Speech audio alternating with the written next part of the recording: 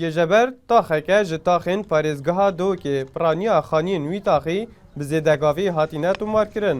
Lê weko akinciyên gêjeber dibêjin ji ber hejariyê em neşên cihê akinciyê xwe bigorîn û daxwaza tapokirina xaniyê xwe dikirin. Ev 10 sala wat bin 10 sala bera ev hevke sahet me hetabî gavê bin dê tapokên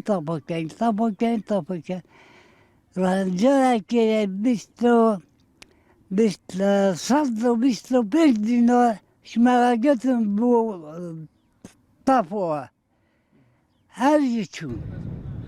قدام حاسكين بما خانيت ما طابو كربون هما امين تشارس علينا يتخونيا كيف سي غرفنا نمال بخنا تشا ام حاسكين هوري كاريا فقيري كانوا خانيتون بو طابو كان ايدي كان دست فقيري بگیرن دخواست یا ما طابو کن بله مانه طابو کرنی جی مانه عالم حسا پارنینه ماده بچه طابو کن فهره والله بگو به خود من اب عیالت لپین مدا پا بکه یعنی بگو به مشی باشه به یالا کناب ده آن نه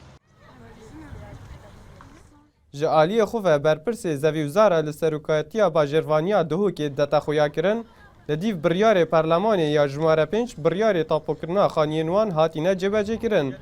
Lê gîrûbûna wan ji ber danana planeke bû wî taxî.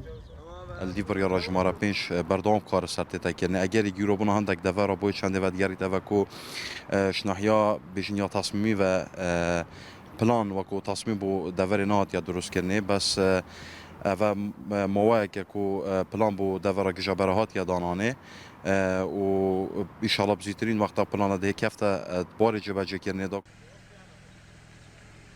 Digel hindê de ku di vî taxî de gelek xêzan di ek xanî de dijîn. Lê daxwaziya wan ye serekî ew xanî bû bêta tapokirin. Ji Duhokê ên artî. Renç Umar.